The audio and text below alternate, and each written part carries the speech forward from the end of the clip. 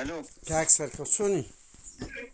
ممنون سلام ناولاد ممنون سلامت بی باشی. باش کاک سەرکەوت کاک سەرکەوت بەڕێزت جێگیری بەڕێوبەری ئەوەی لە TBI لە هەولێرەوە نییە بله پرسیارێکمان هەیە بله من ڕۆژنامە نووسێکم پرسیارێکمان هەیە أهلا. سپاس دەکەم کاک سەرکەوت چۆنە تا ئێستاکە ئێوە هەژماری من ساڵەکە دروست بووە و ئێستا 400,000 کەس تقریبان 350,000 کەس کردیتی دەنگۆ هەیە لە میدیاکان بڵاوکرایەوە کە ئێوە دوای جژن مداخەلە دەکەن تا چەند ڕاستە؟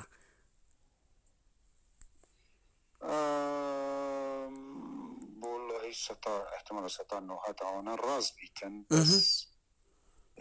راسي بريارك لإدارة عامة دريتم في تفاصيل وردكارية كان نايت اللاين بس هذا عندي كامل أقدر بم عدم ممانعة ورقيرة لإدارة عامة إنه مانعت منية أجماري من أو بكاتم بلام أم حتى إساش نازنم جياوازية كي دبيت لتشي دابت أجماري من ينخد نازنم جیاوازەکەی لە چیدا لە میدیاکان وا باسکرێەوە بانقەی حکومی ئەهلینە ئەمە ئەهلی نییە حکومیە سەر بە وەزارە مالیە بەغدایە هیچ دۆسیێتان لەسەر هەبووە نازام لە یەک دوو ئەوە نووسرا بوو کاماژە بۆ کرابوو جێگە ینی دۆسیەتان هەیە لە ئەوەیە هیچ دۆسیێتان لەسەر هەیە شکایەتان نێکرابی دوسیە شکایەت جەکێ شکایەتی لەمە کردی مەسەلا نانا قەزم هیچ مەلەفتان نییە لە محکەمەی وەنیا لۆ مەسەلەن ڕافیدن و ڕەشید شکایەتیان لێ ناکرێ یان ئەوان شکایەت لە خەڵک ناکەن نانا ڕاستە وایە وایە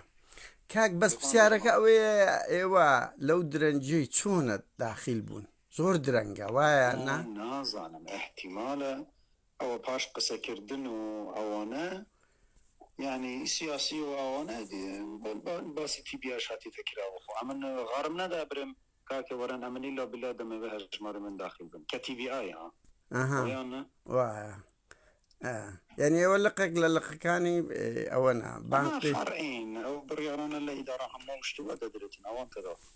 أوان زيادة الغداء ئەی ئەگە داخیل بنەوە خەڵکەکی زۆر 350,000 کەسە تقریبان بەشەکیان بە ناچاری پێیان پڕکرایتەوە خەڵک دەتوانێت یەکسەر تەحویلی لای ئێوە بکاتن کە حکومیە وەنیا؟ والله كرناوي حساب أو آسان بس وقت دباتن هر كسي 5 دقيقة وقت دباتن هر كسي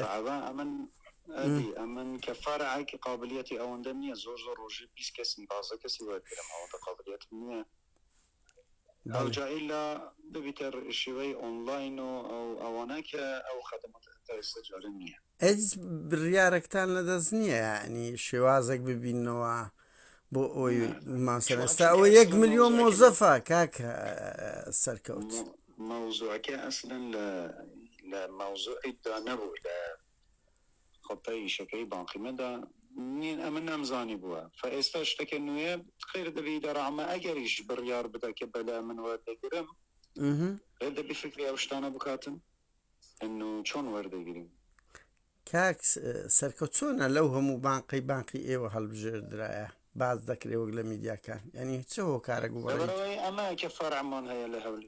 رشيد رافد النيانة بالي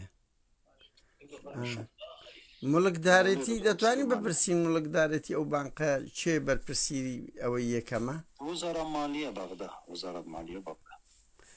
باشە کاک سەرکەوت زۆر سوپاس بۆ وەڵامەکە